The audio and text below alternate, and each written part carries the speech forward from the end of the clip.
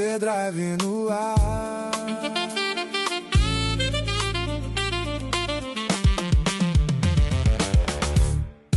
Seja muito bem-vindo. Eu sou o Fernando Kruger e essa é a Overdrive. E hoje nós temos o prazer de estar recebendo no nosso primeiro programa eles que são jornalistas muito conhecidos por todos vocês. O primeiro é o Diego Fortes, que já trabalhou inclusive na Rede Globo de televisão. Diego, que é um grande jornalista, e ele tem o seu canal, que também leva o seu nome, Diego Fortes.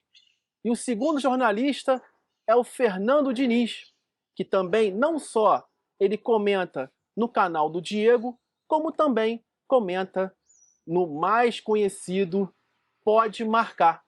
E hoje nós vamos falar sobre aquilo e sobre o assunto que o brasileiro mais gosta, Fórmula 1. Seja muito bem-vindo, Fernando. Seja muito bem-vindo, Diego.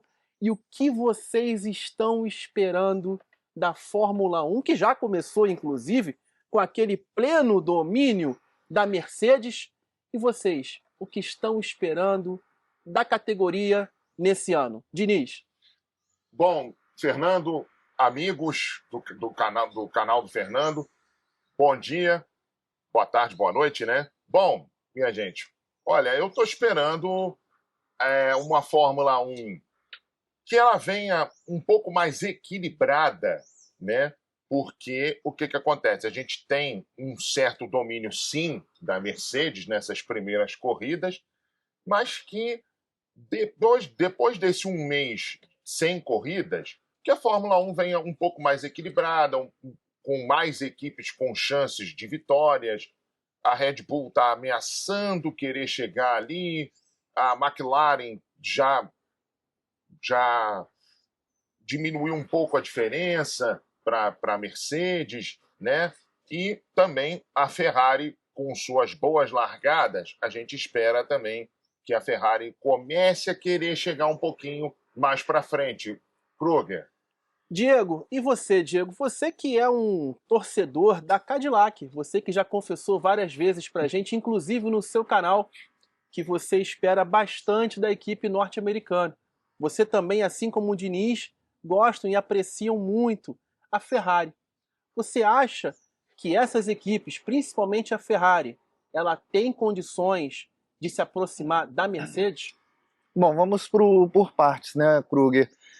Cadillac não dá para esperar nada de grandioso, né? Uma equipe que está começando agora, uma equipe que tem pouca estrada, tem muito a evoluir ainda, até chegar no pelotão intermediário, vai levar aí um bom tempo de desenvolvimento do carro, da equipe em si, é tudo novo, é tudo do zero. Já falando de Ferrari, a Ferrari, eu comentava isso muito com o Diniz nas lives do meu canal, que a Ferrari faz frente para a Mercedes logo no começo das corridas, mas não sustenta. Tem boas largadas, mas não sustenta.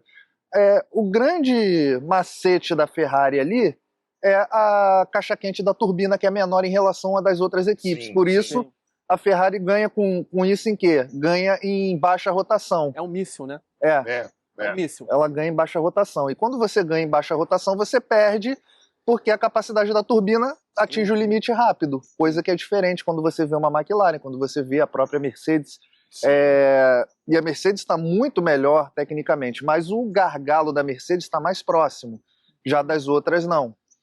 E até porque, né, Diego, tem o tal do ADU, né, que é o sistema lá de desenvolvimento dos motores, que a Ferrari, por exemplo, estaria com um dos piores motores, né? Então a Ferrari poderia desenvolver bem mais o motor do que a Mercedes.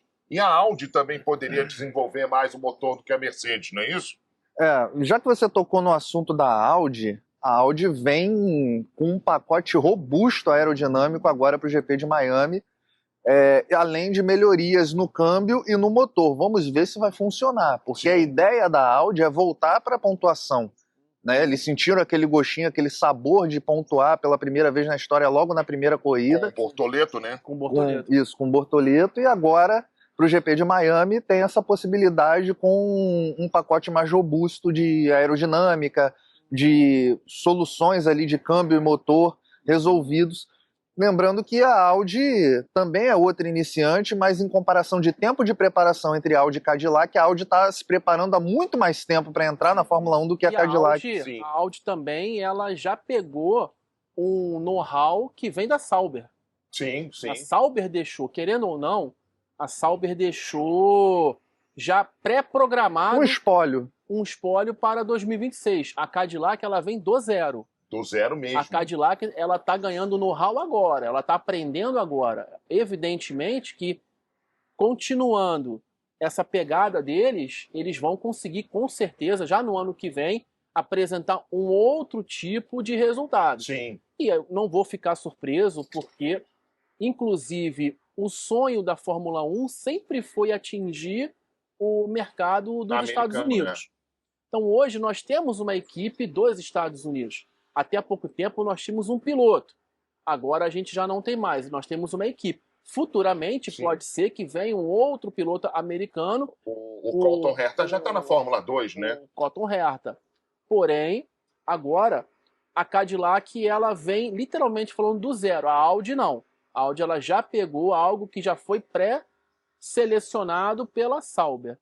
Mas, no caso da Ferrari, na opinião de vocês, a Ferrari pode ser um torpedo em Mônaco e um carro que pode sofrer consequências na Itália, incorrendo em casa? São dois circuitos completamente diferentes, né, o Kruger? Uhum. Porque em Mônaco você quase não depende de motor. Sim. Né? Você tem lá a curva do túnel, que é uma curva bem rápida, mas realmente você tem muita dificuldade para ultrapassar. Uhum. Né? E eu concordo com você. Acho que realmente na Itália a Ferrari, a continuar assim, ela pode sofrer muito, porque tem um circuito com retas longas, um circuito com curvas de alta velocidade, né? E a Ferrari ainda pode sofrer em outros circuitos, como, por exemplo, até no Canadá também ela pode sofrer, né? Sim, porque circuitos rápidos. Não tem tanta curva de alta velocidade no Canadá, mas tem retas longas. Sim. Né? Então a Ferrari pode sofrer lá também. E aqui no Brasil em Mônaco e na Hungria também, vamos botar no mesmo balaio, eu acho que a Ferrari pode se dar bem. Vai ter, todas as equipes vão ter evolução nesse retorno. Isso aí é fato.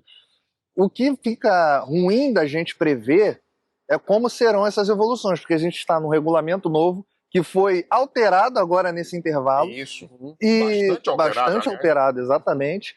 E vai levar as equipes para outro rumo diferente, provavelmente muito diferente do que a gente viu até agora. Sim. São 22 corridas no calendário, tem a Turquia que está de volta agora. No ano que vem. Ainda bem, porque é um circuito espetacular. Muito interessante. Eu amo aquela curva das tangências, é maravilhosa. Também, aquela curva 8 das 4 tangências. É maravilhosa. É espetacular. E vocês já imaginaram se algum dia a Fórmula 1 pudesse chegar em Laguna Seca? Com aquela curva dele bem descida? Eita, ali seria muito interessante. Aquela curva que aconteceu a The Pass, né? Sim, a grande ultrapassagem do Jimmy Vasser, né? Em 96. Sensacional. Eu só lamento que a Fórmula 1 não possa chegar no circuito inteiro de Nürburgring. Também é outro. Porque o carro não teria aerodinâmica suficiente para poder correr em Nürburgring. Que, aliás, lá, por falar nessa pista, nós vamos voltar sobre Fórmula 1. Ontem eu vi um vídeo muito interessante. Eu não sou um fã, assim, assíduo de carro elétrico. Mas ontem eu vi... Aliás, é o que a Fórmula 1 está meio que se tornando, né? Carro elétrico. Isso. Eu acho um baita de um erro, mas enfim. E eu vi ontem um vídeo, por isso que eu falei de Nürburgring, por conta de um carro chinês, inclusive, que a Xiaomi, ela fez o SU7 Ultra, correndo em Nürburgring. Chegou um momento que eles estavam colocando 315, 320 por hora. Um carro elétrico numa reta. Então eu fico imaginando um Fórmula 1 em Nürburgring. O quanto que ele poderia, de potencial, a chegar. Um Fórmula 1 raiz, muito potencial. Agora um Fórmula 1 desse atual... 1986, onde não existiam regras. Um Fórmula 1 a Brabham do Nelson Piquet, né, que é o motor com a maior potência da história, Sim, imagina. seria muito interessante. Ou É uma então, pena. a Renault V10 do Alonso, Ou Também, isso também. uma F 2004 também, uma Ferrari F 2004, certeza. seria Uma interessantíssimo. McLaren do chefe, né? Ou essa também. Também. Ou a Lotus dele A também. Lotus dele também. Mas, e o Max? Eu tô curioso para saber, porque nós temos uma grande legião de fãs aqui no Brasil do Max Verstappen. Você falou do Nürburgring, tem que falar de Max Verstappen. Tem que falar né? de Max Verstappen, que teve uma briga muito interessante contra um carro da Audi e correndo pela Mercedes. E é isso que eu queria falar mesmo. Como que tá o rumor do Max Verstappen na Mercedes? Porque eu vejo pela internet muitos fãs do Max falando que essa corrida dele correndo em um endurance já é um indício que ele já está se aproximando cada vez mais da Mercedes. O Antonelli, ele é cria, vamos dizer assim, do Toto Wolff. Sim. O Russell vem numa temporada que, aliás, ele vem em um crescente espetacular. Russell e Max não se batem. Quem queria sair da Mercedes hoje? Russell ou Antonelli? Para entrar o Max? Bom, teoricamente, né, Diego?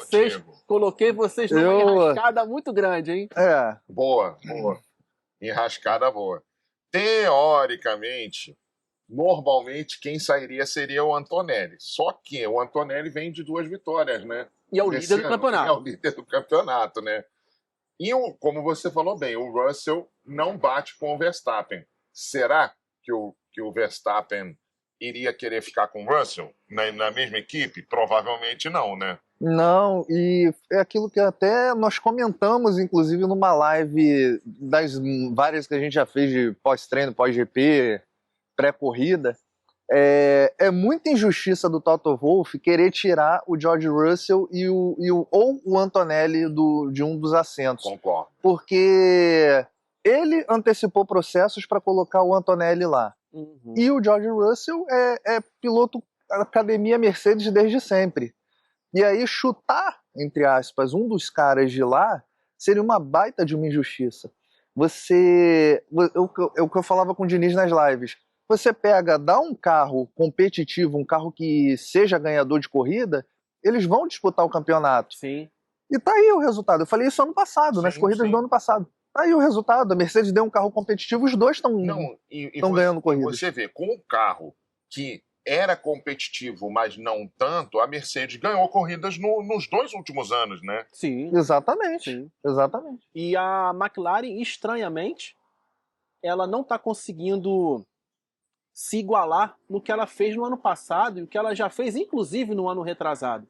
A McLaren, vocês acham que está sendo um pouco decepcionante esse ano?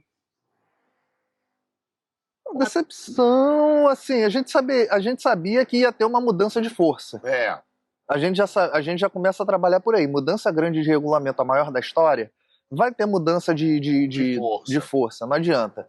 E a gente sabia que, pelo histórico da Mercedes, a Mercedes era uma grande candidata a ter a assumir o predomínio, né? A ter esse protagonismo.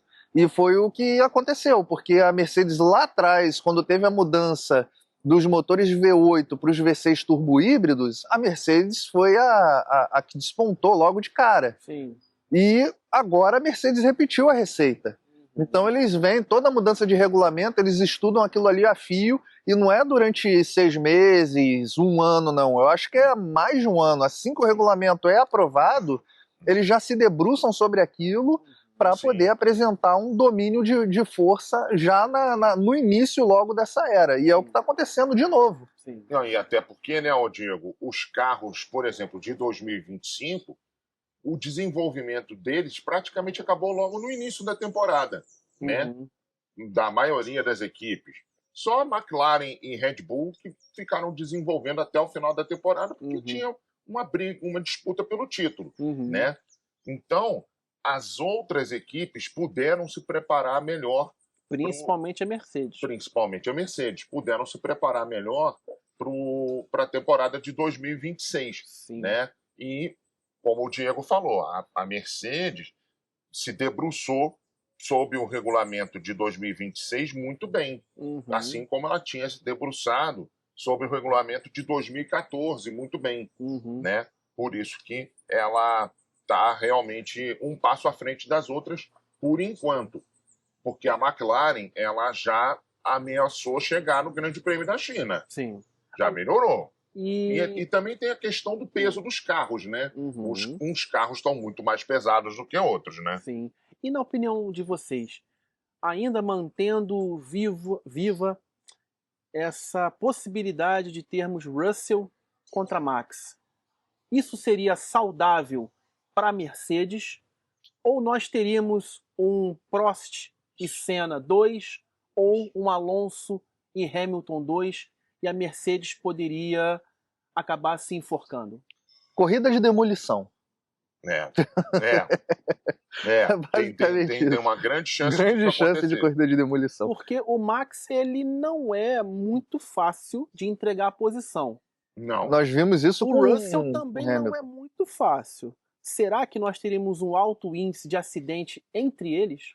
O GP da Itália com Verstappen e Hamilton tá aí pra dizer pra gente como é que vai ser. GP da Itália de 2021, GP da Inglaterra de 2021 GP da Inglaterra, também. exatamente. Os dois bateram também. Quantos dias né? foi aquela batida do Verstappen? Você lembra de cabeça? Não lembro. Eu sei que foi bem alto. Ele saiu dali, foi pro centro médico, foi fazer teste. Não, você vê uma batida na curva Copse, que é uma das curvas mais rápidas do campeonato. Sim. Entendeu? É uma batida de muitos Gs e muita velocidade, né? E se vocês fossem o Toto Wolff, vocês aprovariam essa dupla ou vocês repensariam essa possibilidade? Olha, tem o lado midiático, que mediaticamente seria espetacular para a Mercedes, né? Ter Russell e Hamilton. Só que, como o Diego falou, né? Tem a chance de ter corridas de demolição muito grande, entendeu? Aí realmente você tem que pesar esses dois lados, né? Se eu sou o Toto Wolff, eu sossegaria o Faniquito. Tá muito bom do jeito que tá. Tá perfeito, né? Eu também sou acho. muito defensor dos dois pilotos da Mercedes, cara. Não tem o que discutir ali. São dois pilotos muito bons. Eu tava vendo um vídeo do Kimi Antonelli, o que, assim, é prodígio, porque o que ele fez até chegar na Fórmula 1 é coisa, assim, fora do comum. É muito fora da curva.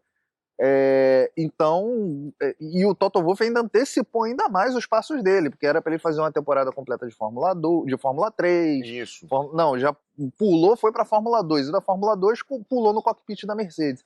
Então é uma coisa, assim, muito fora da curva. E eu acho que... E é tão fora da curva, né, Diego, que na primeira temporada dele na Fórmula 1, embora ele tivesse tido corridas mais ou menos ali, corridas criticadas, né, ele chegou ao pódio também em algumas outras, né? Ele tem uma estreia na Austrália que é muito boa, entendeu? Muito boa. Ele consegue chegar no quarto lugar, né? Diniz e Diego, o Toto não fez isso porque ele já teve o desprazer de ter perdido o Max anteriormente, porque ele demorou para trazer o Max e acabou perdendo o Max para a Red Bull. Será que vocês não acreditam que ele antecipou o Kimi, pulou essa etapa para ele não perder também o seu prodígio? Pode ser. Pode ser, mas eu acho muito pouco provável, porque o Kimi já era da academia da Mercedes, o Verstappen não. O Kimi já é desde de novinho da Mercedes, desde quando ele corria de kart, ele já estava com um contratinho lá da Mercedes. Óbvio que depois de ele provar o valor dele, a Mercedes foi lá e contratou ele para ser piloto da academia Mercedes. Mas eu acho que não foi isso não, ele antecipou porque tinha o Hamilton saindo, ele tentou correr atrás do Max, não deu porque naquela época a Red Bull ainda era competitiva. E ainda estava com a estrutura dela toda, né? Agora está toda desestruturada, né? Era outro momento, outra situação. E aí ele teve que, ou ele tinha duas opções, ou recorrer à base dele, que era o Antonelli muito jovem, e pular e queimar etapas com o Antonelli, para ver o que dava, ou então apostar num piloto veterano. Claro. E vamos falar um pouquinho que os fãs, eles estão muito empolgados que a gente comente um pouquinho sobre a volta de um brasileiro à Fórmula 1. Aliás, o mesmo Brasil que está desde 2009 sem comemorar uma única vitória. É o maior jejum na história do nosso país.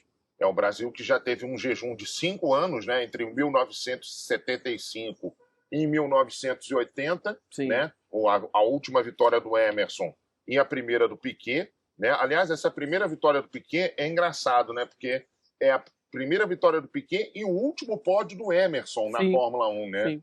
Então, quer dizer, como se fosse uma transição, né, marcando a transição.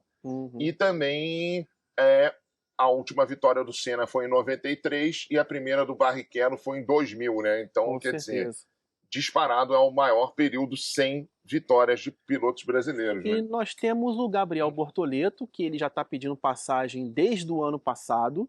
Ele vem fazendo boas corridas. Aliás, o Nico Hülkenberg também vem fazendo boas corridas, mas o Bortoleto, apesar da baixa experiência dele hoje, dos rookies, ele vem sendo considerado um dos melhores, ou até o melhor rookie, inclusive, do ano. Mas o Bortoleto, ele está numa equipe que está se desenvolvendo. E o Bortoleto, ele que fazia parte da academia da McLaren. E agora ele foi contratado pela Audi. Existem alguns rumores. Inclusive, já até saiu em alguns jornais italianos de uma possível aposentadoria do Hamilton, caso ele não conseguisse se desenvolver dentro da Ferrari. E surgiram dois nomes. Um deles foi o Ollie Berman. O outro foi de Gabriel Bortoleto. O que esperar do brasileiro na Audi? O que os fãs brasileiros podem estar esperando do nosso compatriota esse ano? Bom, o Diego pode falar melhor do que eu, né? Que o Diego acompanha mais o Bortoleto. Ferrari eu acho pouco provável, porque a Ferrari, por ser muito tradicionalista, aquela coisa toda, é o Berman, é o Ollie Berman, que querendo ou não, tem feito boas corridas também. Ou outro brasileiro, né? Que também está na linhagem da Ferrari, Rafa Câmara. O Rafa Câmara. Mas o Rafa Câmara na Fórmula 2 não teve um início tão bom assim, não. Pode ser que com o decorrer do ano melhore, mas ainda não foi aquela coisa uau como foi na Fórmula 3, não. Sim. Ainda aguardando, né? Vamos ver. Tá no começo da temporada, não tem como a gente prever nem antecipar nada.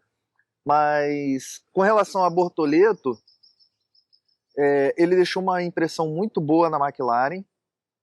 O Zac Brown não descarta um retorno do Bortoleto, porque ele tem dois pilotos muito bons na McLaren. Então não tinha espaço para o Bortoleto lá. O que tinha para o Bortoleto lá era ser piloto reserva, piloto de teste, igual o Drugovich. Igual o Drugovich. Aí vai ficar lá esquentando o banco, ad eterno, igual o Drugovich. Não, pega, sai, tem outra equipe interessada? Tem, a Audi apareceu, vai.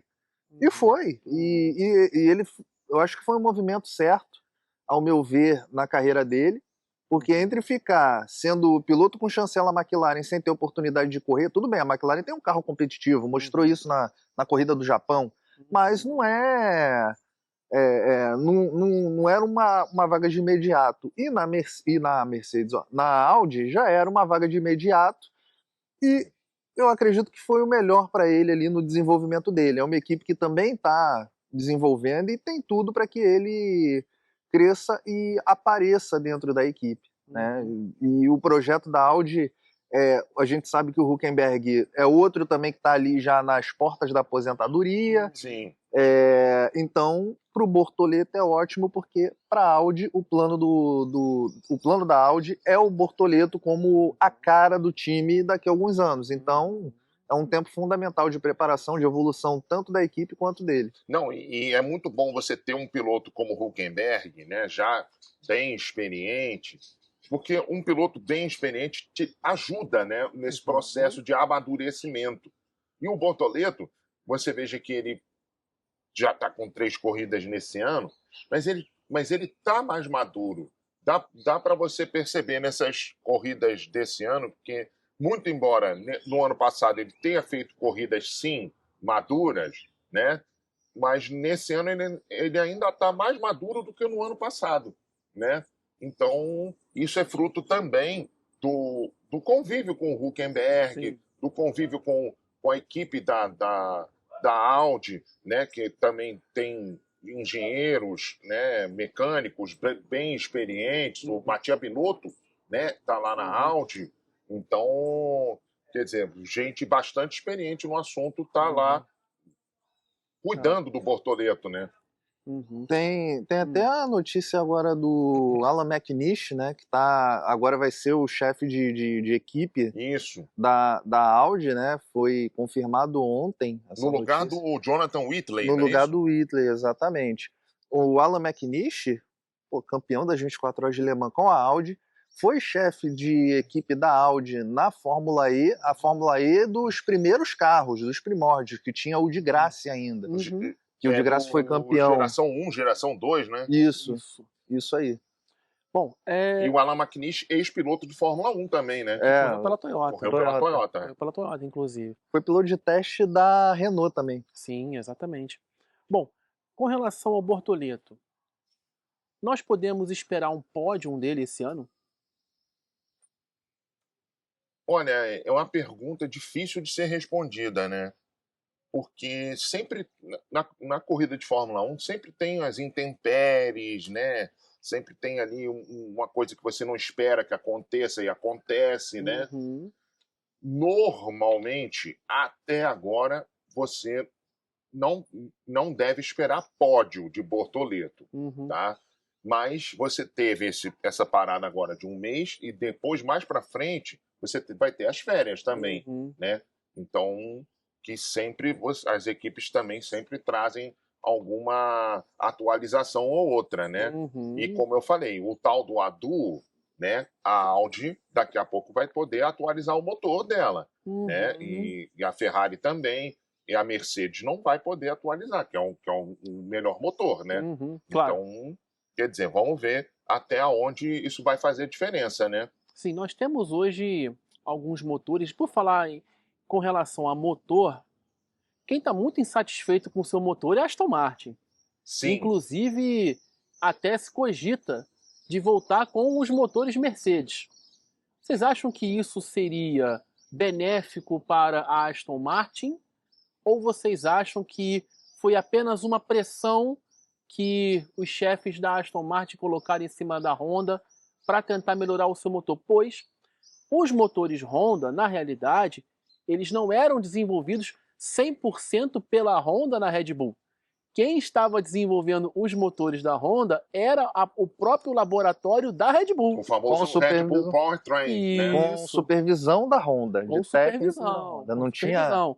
Agora é a Honda que está desenvolvendo o motor. E ao que tudo indica, eles ainda estão um pouquinho perdidos com relação a isso.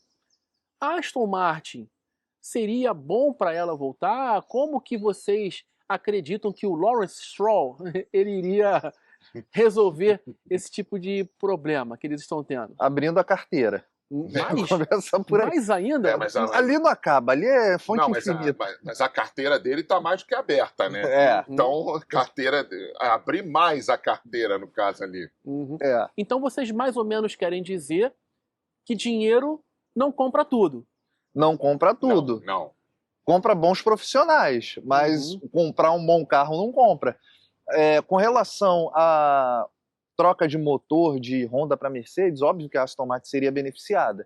Teria que ter um ajuste ali para encaixe do motor, né? O Adrian Newey teria que mexer no projeto, porque o Adrian Newey gosta de fazer carros muito apertados, muito estreitinhos, Então teria que ver qual é a diferença de dimensão de um powertrain para outro.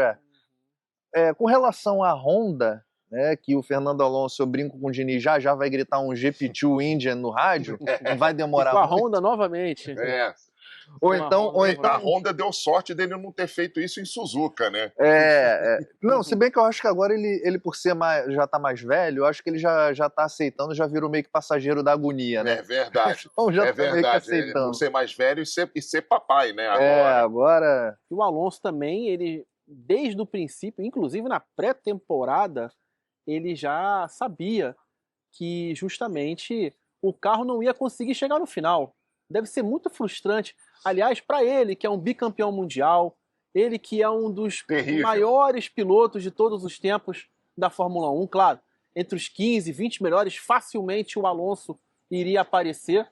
Deve ser algo muito frustrante você ouvir da própria equipe que em muitas corridas ele não ia conseguir terminar.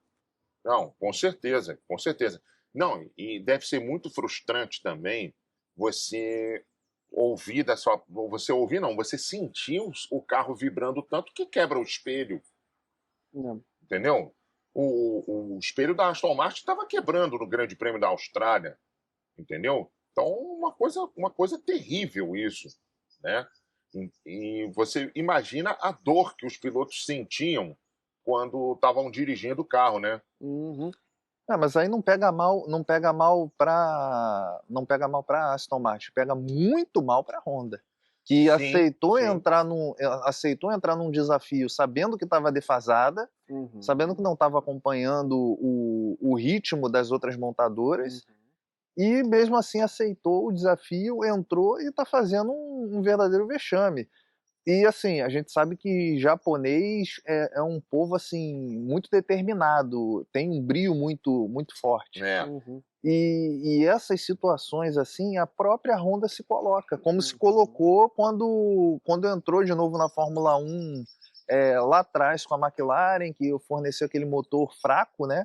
E Isso. agora repetindo de novo. Mas eu acho assim desnecessário. Se entrasse, tinha que virar e jogar limpo com a Aston Martin. Falar, olha, a gente não tem equipe de desenvolvimento de motor suficiente para fazer isso, vai levar um tempo, vamos ser claros, né, e objetivos com isso, vai demorar, não vai ser de uma hora para outra. Pedia para o Adrian Newey tirar um pouco o pé, porque teve também a questão do atraso do túnel de vento da Aston Martin em 4 meses, né? A Aston Martin demorou 4 meses para colocar o protótipo do carro no túnel de vento para testar. Sim, Muita isso. coisa foi feita, desenvolvida em computador, em software. Então atrasou muito o desenvolvimento do carro. Então o Adrian Newey partiu para soluções extremas. Só que o extremo do Adrian Newey não era o extremo do motor Honda. É. E aí, meu amigo, é a receita do bolo para dar errado. Com certeza. Então, nós estamos nos aproximando do final do programa, infelizmente. Foi um prazer muito grande nesse programa de estreia da Overdrive estar recebendo vocês dois. Fiquei muito contente. E vocês fecharam com algo que eu sempre queria falar. Dinheiro não compra tudo. Dinheiro, inclusive, o que se esperava demais da Aston Martin, o que eu vi, inclusive, alguns fãs da Aston Martin falando que seria uma grande surpresa, que iria colocar de lado da Mercedes, que iria bater de frente com a McLaren. Infelizmente, não é o que nós estamos vendo. É. Inclusive, nós vimos muito isso no futebol no ano passado, quando alguns clubes brasileiros, no Mundial de Clubes, fazendo jogos contra europeus de igual para igual, o Flamengo contra o Bayern de Munique, o Botafogo, que ganhou do próprio Paris Saint-Germain, o Fluminense, que tirou a Inter de Milão, que tirou o próprio Al Hilal. Chegou numa semifinal. E chegou numa semifinal. E a Aston Martin, que é uma das equipes que mais investe na Fórmula 1, hoje está andando, inclusive brigando com a Cadillac, que está começando na Fórmula 1. Ou seja, esse recado final é que o dinheiro não compra tudo. Diniz, vou deixar você falar, Diniz, nesse recado final. Pois é, meu recado final vai aí, complementando o que o nosso querido Fernando Kruger falou, que dinheiro não compra tudo, lembrando da Toyota, né? A Toyota também injetava dinheiro e o resultado não vinha, né? Uhum. Gente, foi um prazerzaço estar aqui com o nosso querido Fernando Kruger, com o meu amigo Diego, que já nós estaremos juntos de novo, né, Diego? E foi um prazerzaço aqui falar sobre um assunto que eu gosto muito, que é Fórmula 1. Acompanho desde a década de 80, só para vocês terem uma ideia, entendeu? Mas acompanho mesmo, firmemente, desde os anos 90, desde dos títulos do Senna, né? Uhum. Mas é um assunto que eu gosto muito, entendeu? Um prazerzaço estar aqui falar sobre esse assunto que eu acho espetacular. Diego, deixa o seu recado final aí, Diego, por favor. Cara, primeiro, um prazer estar aqui te apoiando, né, nesse teu canal, nessa tua iniciativa. O meu recado vai para você, meu amigo, dizendo a você de todo o coração que Deus te abençoe, que o seu projeto ele cresça e floresça muito, tá? Que dê tudo certo aqui no trabalho para você e que a gente volte mais vezes para falar sobre Fórmula 1, que é um assunto que a gente gosta pra caramba. Falar de carro é sempre bom, né? A gente Com gosta certeza. muito. E eu deixo o recado aqui para a Fórmula 1 me escutar. Volte com os motores 100% a combustão, motores V8, V10. Até A gente porque gosta de vocês já moção. adotaram um combustível sustentável, né? Então volte com esses motores. Volta, a gente quer ver moção, quer ver, quer ver os carros sendo assados na pista. É isso que a gente gosta. Com certeza. Bom, aqui eu me despeço do meu primeiro programa com vocês, programa da Overdrive. Quero agradecer demais a presença de Fernando Diniz, a presença de Diego Fortes. E como eu sempre faço nos meus recados finais, eu sempre dedico o meu programa a alguém ou a alguma coisa. E hoje eu quero dedicar esse programa a todas aquelas pessoas que realmente acreditam no seu potencial e que batem no peito e falam que realmente são os seus amigos. O Diego, por exemplo, quando eu não tinha nenhum trabalho, o Diego foi a primeira pessoa que me procurou, não só ele, como o Diniz também. Os dois me mandaram mensagens perguntando se eu queria fazer parte da equipe deles no Pode Marcar. Eu não poderia abrir mão justamente dos dois nesse programa de estreia da Overdrive. Diniz, que é uma pessoa que tem um coração muito grande que mal cabe no peito dele. E o Diego, que é muito profissional, porque nós vimos recentemente que o Renato Gaúcho perdeu a sua irmã querida, que o Tadeu Schmidt perdeu o seu irmão, o Oscar, que a Ana Paula Renault perdeu o seu pai no programa do Big Brother. O Diego perdeu a sua mãe, que com certeza trouxe e deu força para ele estar aqui hoje. Ele perdeu a sua mãe e 2, 3 dias depois ele estava gravando o Pode Marcar. Por isso que eu não posso deixar de dedicar esse primeiro programa à mãe do Diego. Aonde a senhora estiver, muito obrigado. Fiquem com Deus e até o próximo segundo programa da Overdrive.